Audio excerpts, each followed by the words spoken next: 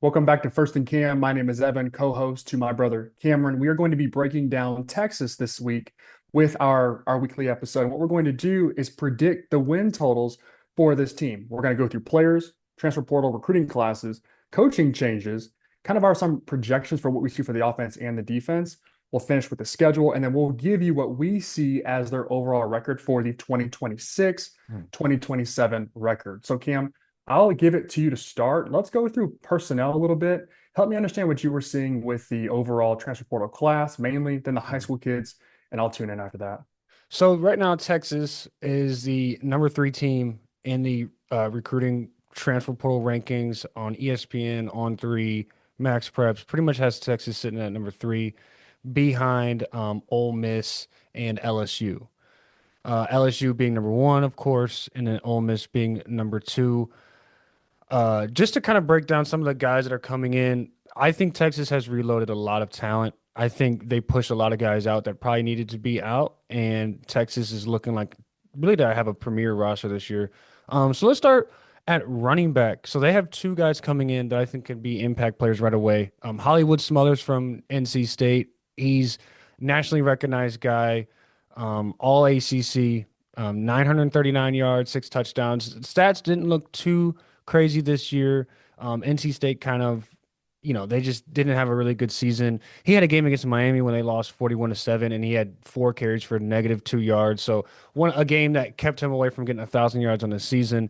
But nonetheless, a guy who has real breakaway speed. Now, Texas did lose every single running back pretty much on their depth chart. I think a lot of it was roster cuts and then some of those guys seeing the names that are coming in, and then the high school guys that are coming in, and just kind of hit the door, which I can't blame them. And then the other running back is Raleek Brown from Arizona State. Now, this guy is an interesting one because I hadn't really paid that much attention to him. I was kind of on the downside of Arizona State, like, oh, they don't have Cam Scatterboo anymore. They're just not really that great. And this is a guy that has a chance that, he later on in his career has a chance to be better than Cam Scatterboo. 186 carries, 1,100 yards, 4 touchdowns. His best game came against Colorado last year, 22 carries, 255 yards, and a touchdown. He's just a very interesting runner. His running gait is very different than a lot of running backs that I've seen.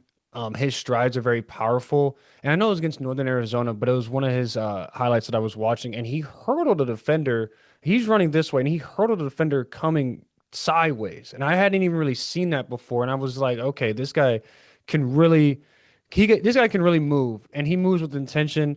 And he's going to be a guy where I think he can pop off the tape, very early against week one. You're going to see him a lot against Ohio State when we talk about the schedule that's sandwiched in there in week two. But he has a chance to be bigger than Hollywood Smothers. I know Hollywood Smothers has the bigger name and the cooler name, but he has a chance to be really good next year. And I think that he can have a really good time with Texas catching the ball in the backfield. And then he is also a punt returner. So he's gonna be really good. Pause right there for just a Yeah. second, because earlier, maybe 3 or 4 weeks ago, we talked about kind of our predictions for what the season, what it would bring us. And one of the things you said was a two running back system. You Yeah. predicted kind of a two running back system for 2026, as that was going to be really important, obviously with NIL, but then also just getting guys where you can have fresh legs.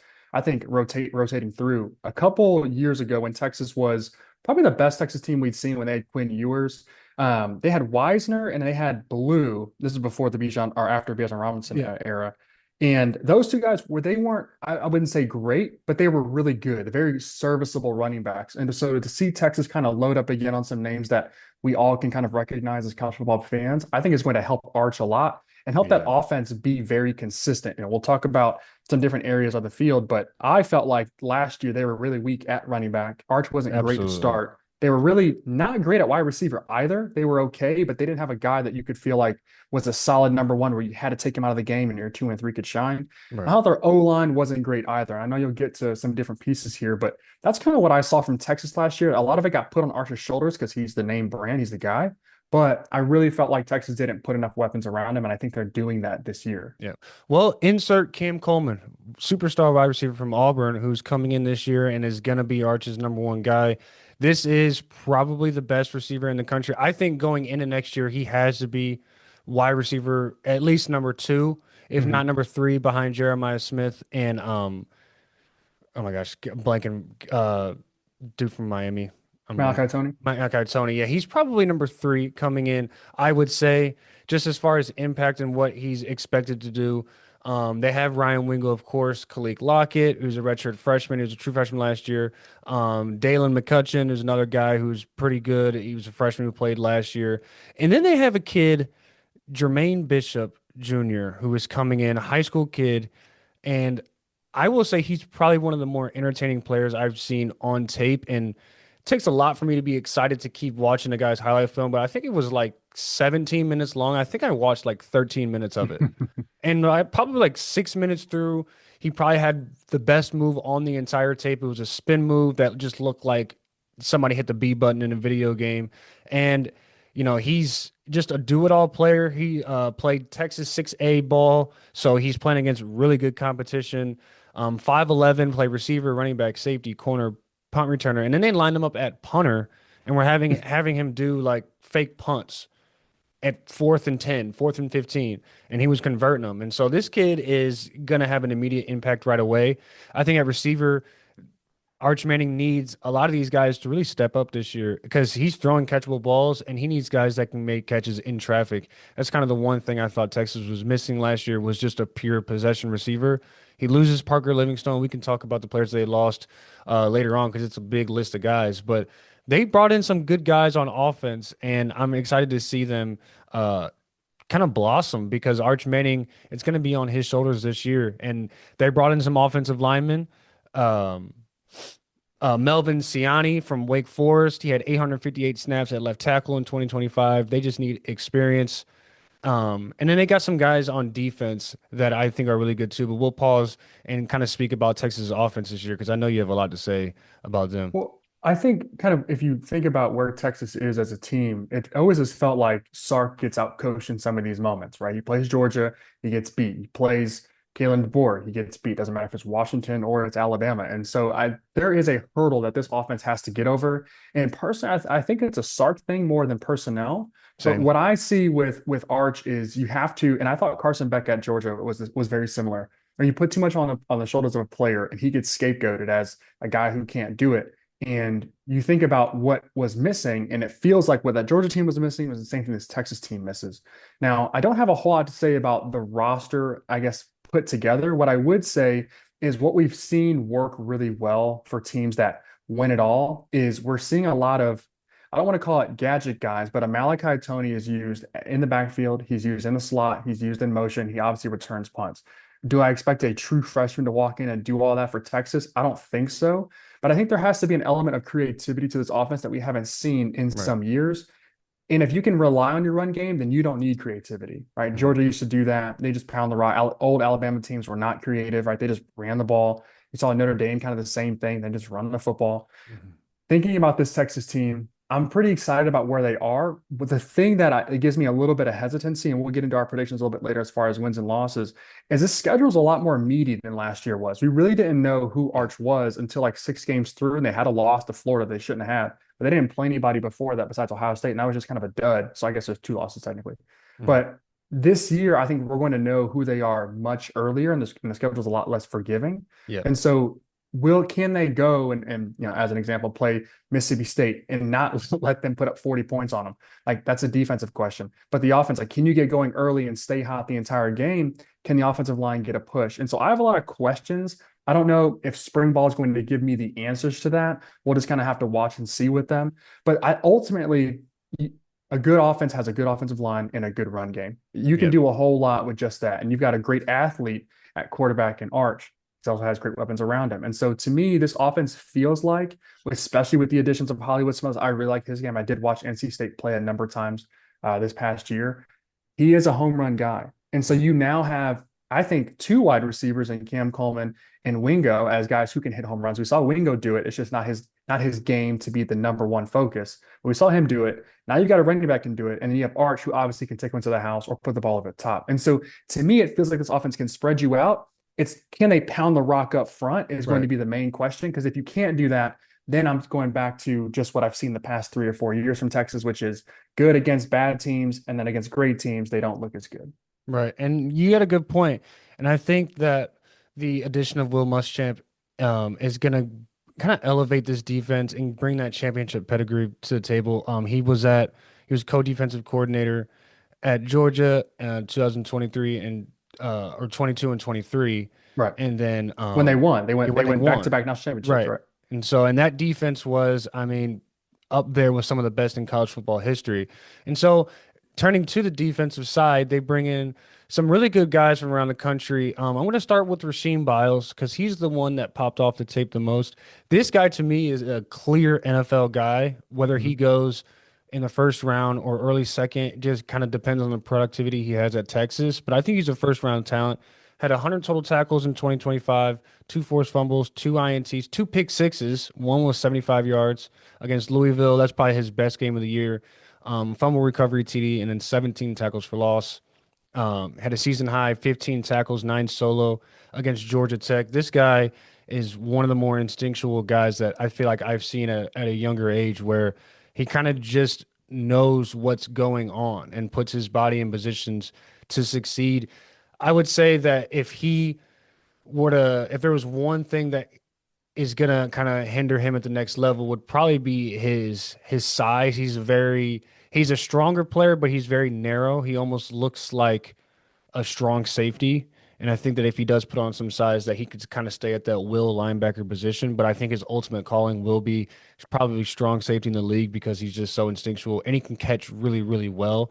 Good tackler, but just one of those guys. He's at Pittsburgh where you're just like, okay, everybody in the country was after this guy. Obviously, Texas is able to throw him pretty decent sized bag, and it's just kind of hard to turn that down. Justin Cryer, linebacker from Florida State, another good addition for their depth at linebacker. I don't think this is a guy that's probably going to start, but I think as you build out a roster, obviously guys get hurt. You're building for 2027 as well. I think this is another good addition for them. Florida State losing a decent amount of impact players. If we ever do get to them, it'll be an interesting case of them going into 2026. Um, and then Ian Jeff Rard, the nose tackle from Arkansas. This guy, 6'5", 387 pounds, started all 12 games in 2025, only a redshirt sophomore. And I think he's going to be a good addition next to D tackle Hero Canoe, who is really good. We'll get into Texas depth chart in a little bit, but they've had some really real impact level player guys coming in from this transfer portal. And I like what they did on defense, I think more so than what they did on offense because Texas trench game was just pitiful in 2025. And they got beat up really early. I think the Ohio State game was it was a good test to measure where they're at, but it was week one and they got kind of just handled all game. And so they have, that Ohio State game sandwiched in there again. It'll be at Texas this time around, but that was the biggest improvement that I needed to see from Texas this year was in the trenches, interior in the offensive line, and then replacing a nose tackle on defense. You get a guy who's 6'5", 387 who played all of those snaps, doesn't really have any conditioning problems. He's just a behemoth of a human. And, you got something to work with. And like we talked about, Will Muschamp coming in there, they fire, let me forget his name. His name was It was long. Pete Kwiatkowski. Pete Kwiatkowski. Let me get that right. He was a defensive coordinator under Sarkisian since 2021. And then, which was really interesting to me was Sarkisian targeting uh, Barry Odom, the defensive coordinator at Texas, and Arkansas got word of that, and then they upped the ante for him and made him the highest paid assistant in Arkansas history. I thought that was very interesting. Will Muschamp is definitely a premier defensive coach. As a head coach, kind of one of those guys who doesn't really know how to call the offense and probably needs to be in control of everything. And he kind of struggled as a head coach, but as a defensive coordinator under Sarkisian with this level of talent, I think they have a chance to be really good on defense this year and rank inside that top 10. If we stick on just the coaching a little bit, I think there are some key issues here as well. First, how do you feel about the Will Muschamp hire? How do you feel about that? I've always wonder how it is when you get an old head coach and you stick him as an assistant. I wonder how that power, the authority, how that really works because Will Muschamp has one per se, and his defense has one at Georgia. So he has that to kind of fall back on, but he was a head coach for a really long time and a notable head coach for what it's worth. And Do I think that he's accomplished more than Sarkisian? I don't know, but he's got a longer coaching tenure than him, and he's been around more than Sarkisian has. And so, for whatever that's worth, I think that's very. It's just a very interesting dynamic when you get a head coach who hasn't accomplished as much as one of his assistants, and his assistant kind of has a big enough name to where if Texas is good enough this year, he's going to have some head coaching opportunities most likely. Okay. I don't know if I feel the exact same. I think he's a great hire. I think that he knows how to be an assistant. I think it's been some times he's been a head coach. And I think one of the reasons, and I'm speculating, I don't know if it's a real personal thing where he, took a step back for Georgia, but I think just being older and not wanting to recruit is a big deal for some of these guys, not wanting to play the NIL game. And so that I think is something to do with why he stepped off as Well, I read co-defensive that he coordinator. wanted to watch he's had his son playing high school football. He wanted to be with his family. Maybe he probably did need a mental break. Like, I just need to take a step away, but you never know. Yeah, going back to back will certainly do that. And you're probably right. It could just be want to spend That's time with true. family. Back to That back, that that's the pinnacle of your sport. you can't get any better than that. He's probably not looking for a head coaching job. And he could truly just be at the age where he's like, man, I want to see my family over coach these random kids that, who will be gone in a year or two. What is interesting is you think about those Georgia defenses, and they were really physical. Obviously, they're very fast and violent. They were good up front. They had good linebackers, but they also like really stressed you in the secondary. And that's something that this Texas defense last year just wasn't able to do. Mhm. So they ranked in a lot of bad ways. Passing yards per game at 234, 235 essentially per game. They put them at 89th. We're talking about Mhm. an SEC defense right now.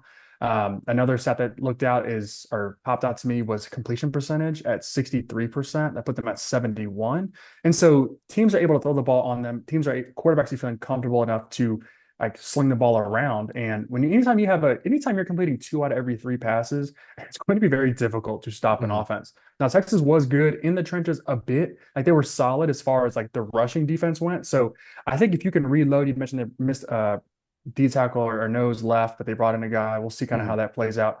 I think if the secondary can get to the point where it's when it's 3rd and 10, punt team's ready to go, like they're not going to convert this, or it's 2nd and 8, and you kind of have to dial up a play because if it gets to 3rd and 5 or more, we're not going to get it. If this Texas defense can become spooky enough, I think they have a real chance at being special. They were decent a couple of years ago, but the offense couldn't keep up. I think this is one of the years where we really look at it and say Texas offense and defense could be really complete, Mhm. and this could be a team worth like we're talking about a national title contender at this point, and we'll get to our predictions later, but that's kind of what I'm seeing so far. If Will Muschamp can walk in and solve the defensive backs, that's a big thing for Right. me. And no defensive back transfers as far as what I'm looking at. Now, we've gotten this far into this episode and haven't mentioned Texas' best overall player, and that is Colin Simmons, defensive end, who will be putting his name in the 2027 draft no matter what happens.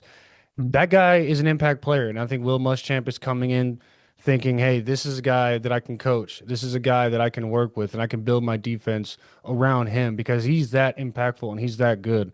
Colin Simmons, I mean, he's going to be preseason first team All American, preseason All SEC, all of that, and so I'm looking forward to seeing what he can produce this year because Texas needs it, and it starts up front, and Texas secondary is going to need that pass rush to really get home because I don't see a situation this year where all of a sudden they become this lockdown premier defense. And they're not going to be holding quarterbacks to 180 to 210 yards a game. There's going to be, they play Julian Saying second week that he's probably throwing for 260. They play at Tennessee and they play Oklahoma and then Florida, Ole Miss, Mississippi State, Mizzou, LSU, all right in a row. So it's like that defense is going to be giving up some big games. And how many they can keep it to, I'm not really sure. But if you're going to leave it up to, if that secondary is going to leave it up to Arch Manning to outthrow everybody all game, I just don't think that's the recipe for this year. And they can't be, we're scoring 45 points a game, but we're giving up 32 or we're giving up 29. This defense has to be a team or a group where, their average is right around well, like 16, 17 points a game. And, you have the Ohio State game early. So, that defense is probably going to still be building some chemistry, but you don't really have that much time. And we'll get into the schedule, but you don't have that much time. They have the personnel, but they don't have a lot of time to put this all together. And they've lost some pieces too. And a lot of the pieces that they have lost were a lot of contributors. And so defense has to step up because they brought in some guys on defense, but they lost some linebackers, they lost some defensive linemen, and they lost some guys in the secondary. So, So you've been on college football teams and rosters, and you've gone through fall camp and spring ball, and I have as well, of course. And one thing that pops out is there's always one side of the ball that's way ahead of the other. mhm. Early on too. And it's like if we could just get this other side to pick up, we're gonna be pretty good. And I've been on teams where the defense was way ahead of the offense, and I was Usually quarterback, so where that was not usually great. where it is. Yeah, for sure. Usually, and then sometimes if you're special, sometimes you have an offense that's way ahead of the defense, and that makes for, especially as a quarterback, a really fun practice. And so I guess if you're thinking about this Texas team going into spring ball, I'm sure they just kicked off. I'm sure as all D1 schools did yesterday, whatever it was. Where do you feel like this team sits? Are they ahead on offense? Are they ahead on defense? Like, where would your guess be? Right now, I'm going to say that they're ahead on defense because when you Wow. replace an entire running back room and then you replace a lot of the pieces on the offensive line, and then you're telling your wide receiver two or no, wide receiver one to now become a wide receiver two, and honestly, like I wouldn't doubt that some of these younger kids might be a little bit more skilled than Wingo, and so they're gonna have some. There's gonna be some drama in fall camp because Arch Manning's going to look at some of these younger guys like, all right, these guys can play. And even though it's my last year, I need to be thrown to the best guys. But regardless, I think that this defense brought in some pieces that are going to be able to just plug and play. And like I said, you have Colin Simmons, who might just be the best defensive player in college football. You've got an interior line that I think is set. You've got linebackers that I think are going to be really, really, really good. And then you got a secondary that I have questions about. But I have questions about a lot of teams secondary. Every team that we go over is, unless they have a bona fide number one corner, it's kind of spooky with the level of quarterback play that we've seen. So I've liked this defense where it's at. I want to see where this offense is. I will be tuned into the spring game because I guess we'll be able to see at that point just the first initial look of it. But that first game against Texas State, it's going to be. I think the defense is going to be there. I think it's going to take a little bit for the offense to get going. I think that's just how it kind of goes in football anyway. But I like this Texas defense where it's at and what they brought in, and I think this offense is going to be the one playing catch up, during fall camp. That's interesting. I think the opposite. I think the offense basically upgraded at basically every position. Every And so position. even Yeah. if you look at like even where Arch is going to be, he is going to be better than he was last year. This is the first year in 3 years where you go from Quinn Ewers, who's a starter, then you go to Arch as a starter, and now Arch is like this. This is his second year as a starter. And so you expect, at least I expect some mature playing from him, some of those mistakes that he gets out, his bad footwork or being sped up in the pocket, I expect that to be gone.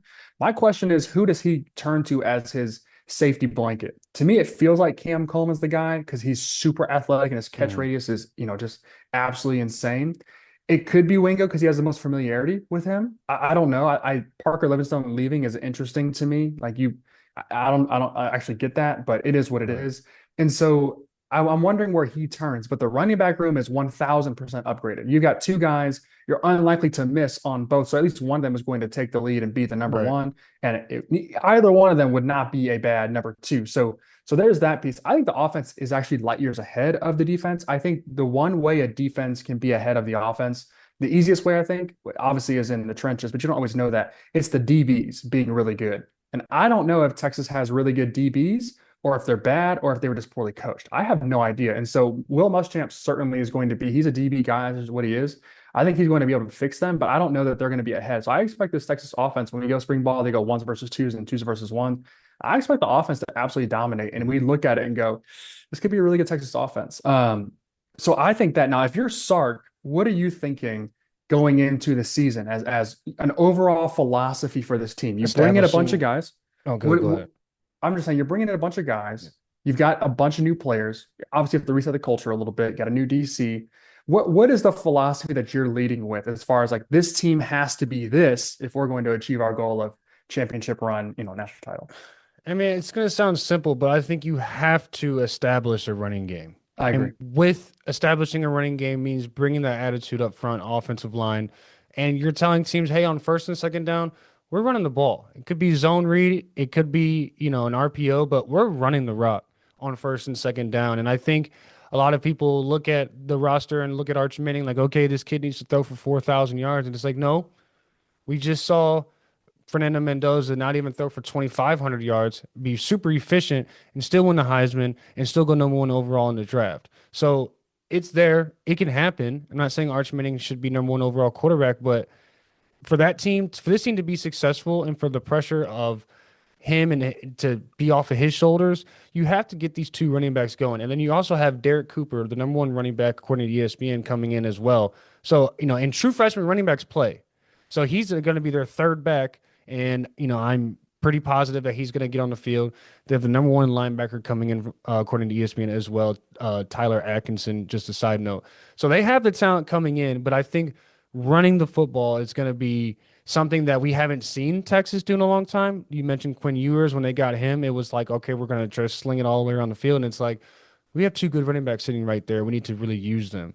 So I think Sarkisian, if he could get out of his own way Mm. and Kyle Flood could get out of his own way and really utilize his talent and realize like, hey, a lot of these running backs left, like maybe you shove someone out of the door, but a lot of them are looking to get opportunities to run the rock. And if you're going to sit there and just give Arch the ball all game, everybody's just going to be looking like, okay, we're just going to live and die by Arch Manning. And I don't know if anybody wants to do that this year or next year.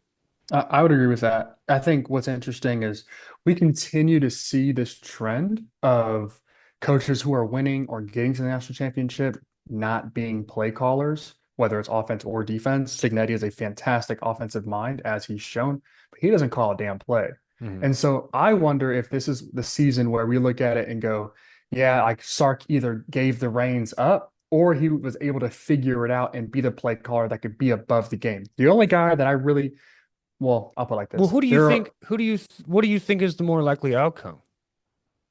I Figures think it that out or Sark he, no, I think that he continues to call plays and the team consistently becomes a shell of what they should be against great teams. I now do they go and lose like one game and they get into the playoffs, they get a cupcake at first or a team that they can easily beat, and then we're having a different conversation about Sark? Or is it that they lose a few games, they're sitting on the edge of like kind of a bubble team, first, last four out or first four out, and we're like, all right, Sark, you either go or you give up play calling. And we can get into this in a different episode. We talked about Stark potentially being on the hot seat previously, but Mhm. this is the kind of season, the kind of adjustments, the kind of team that you put together that if you don't produce, then you don't get a second chance. You're not going to get Arch Manning again. Like that guy is gone. You're not going to get the Right. next coming of him. So there's that. You retool on defense. You bring in a new DC, pay him $8 million. All right. Well, he better produce too. And so if it doesn't work this year, I do think Sark is out. I just hope he figures it out, and I hope that he gives up the play calling a little bit. I don't think that he will, because if I'm going to go down with the ship, I'm going to go down as the Mhm. captain. I get that, but we've seen Mario Cristobal doesn't call plays, right? Ryan Day doesn't call plays. Marcus Freeman for Notre Dame doesn't call plays. So we're talking about all the previous two championships, four coaches, none are play callers. The only guys that do that are in the NFL, and they're at a different level because they don't have to recruit kids and play like the politic game. And so I don't know if Sark can keep doing what he's doing and have success based on the model that has shown to work over the past, I don't know, 3 or 4 years. That's a good point. Let's jump to their schedule because, like we've been saying, the second week, Ohio State. Yeah, read it off. It's say again. Yeah, go ahead and read the whole schedule off Okay. for those not listening. So week one starts September 5th. We have Texas State at home, and then September 12th, Ohio State at home, and then they play Texas San Antonio at home. So first three games at home, and then they Mhm. travel to Tennessee on the 26th, and then they have their first bye in week five, October 3rd. Right. And then pretty much after their bye, it is against So ugly. Oklahoma. You got versus Florida, you're versus Ole Miss, you're versus Mississippi State, you're at Mizzou, you're at LSU, you play home at Arkansas, then you end the year on the road at Texas A&M. And so my No first buys. initial thought of this schedule is okay, they get to avoid Georgia, which has kind of been their kryptonite every single season. And Sarkisian is probably thanking God that he doesn't have to see Kirby Smart across the sideline in October or November. Right. Um, Yeah. but I was gonna say what we can. It's obvious, but that back half of the schedule is very very insane, and there aren't very many cupcakes on there because all the teams that were cupcakes kind of they've retooled. gotten better. Yeah. And so what I'm looking at, I mean, I don't know who would have picked this bye week to be so early October, but I guess going in to the bye week, let's just start there. They Hmm. played 4 games. Right. They played on the road once. They played what we're probably going to presume is a top 5 preseason team in Ohio State. What Right. is their record to you after 4 games? I'm going 3-1. I think they can get this Tennessee team. It'll be very interesting to see how their QB play, but I just don't see a scenario where Ohio State goes into Texas scared at all, especially with how last year went. They just were more physical. They were just the better team, better coach team. And I think there's a chance that it repeats again. And thankfully, that game is not week one. I think Texas kind of learned, like, hey, we're not trying to play Ohio State week one. And I think Ohio State's probably not trying to play Texas week one either.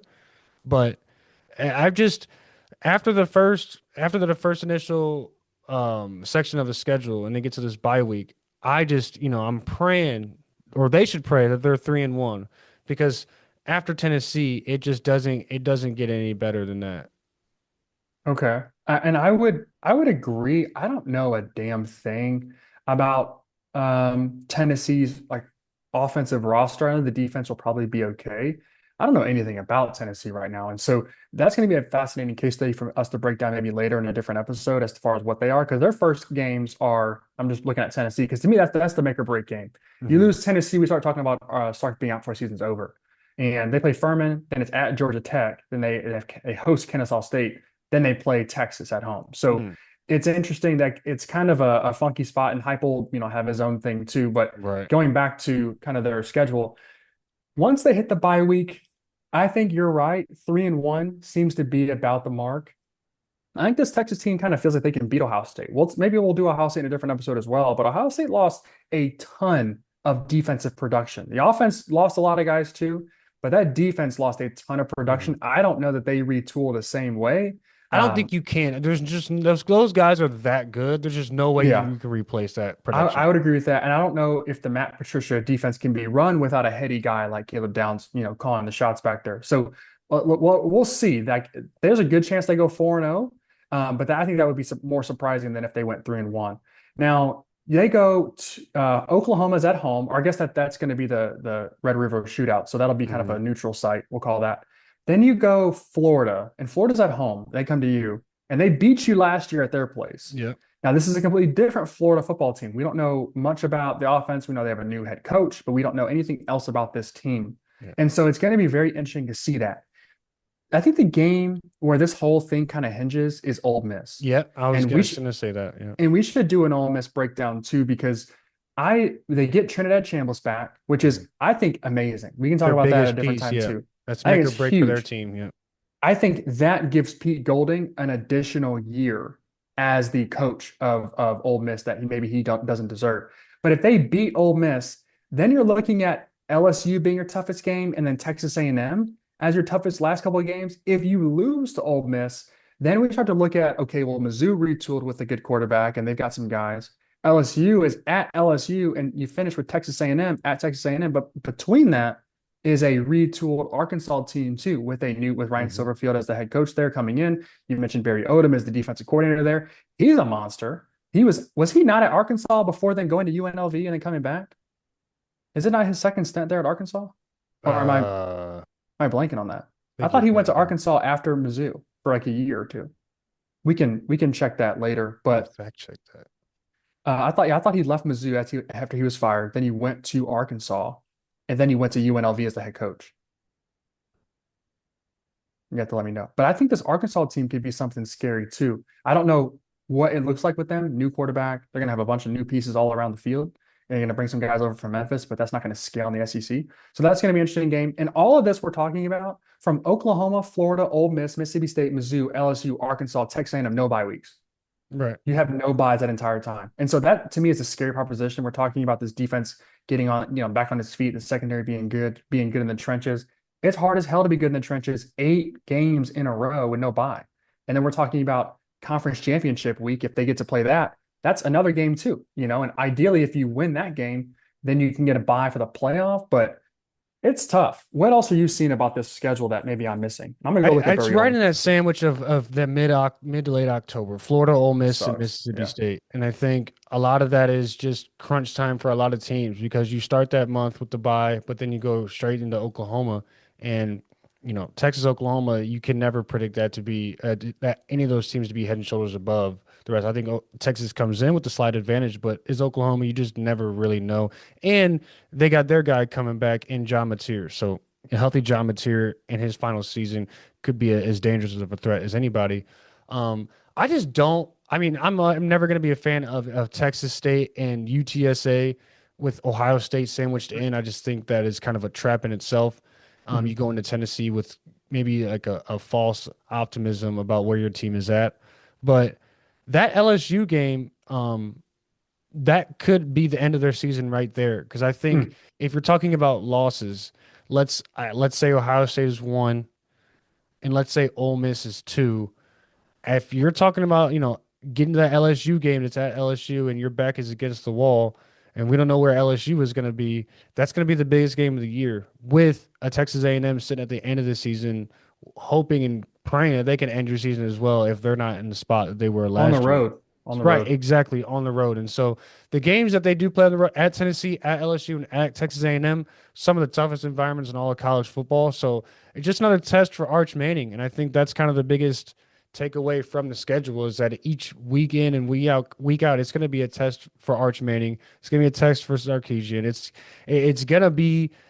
I mean, Texas is a premier team that have a target on their back, and just because they didn't win doesn't mean teams aren't hunting for them. And so the SEC seems like it's gotten a huge, just kind of a facelift from the depth of the conference.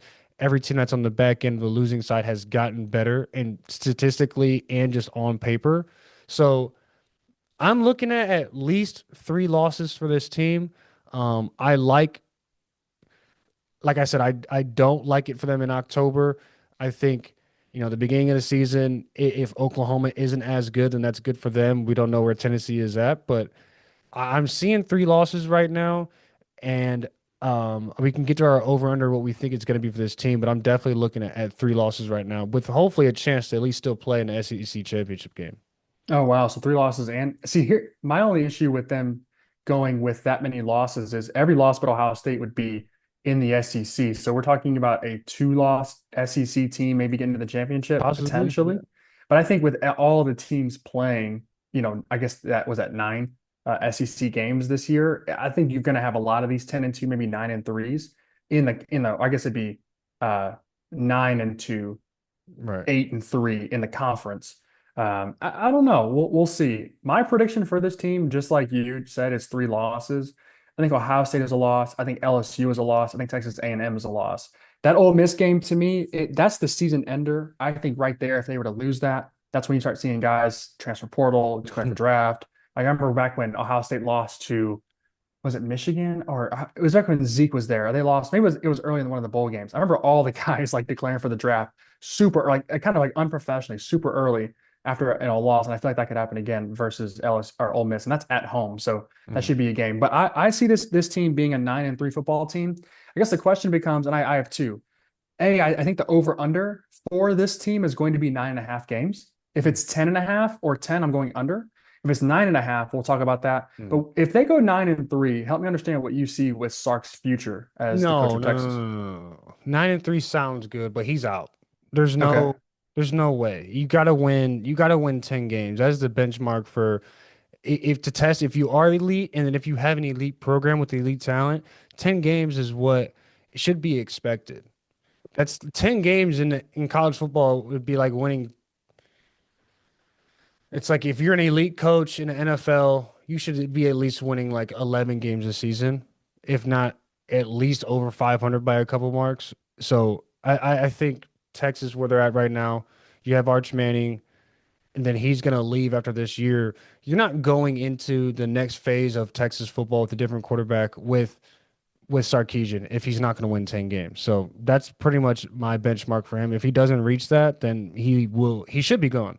Should be. I would agree with that. I think 9-3 is one of those where it's a James Franklin fire, where hey, it's you've been here, we know what you are. You're not the guy to get us over the hump, and he probably goes and becomes a coordinator elsewhere. And Texas brings in a new guy, and the Texas job is to me the most coveted job in Mhm. all of college football. They have NIL money out the wazoo. And that's the Eh, thing. You can kind of play around with Sarkisian a little bit. Like, hey, we can dangle that carrot of we're gonna fire you if you don't get better because we know. we can get a premier guy in here, next week if we really wanted to.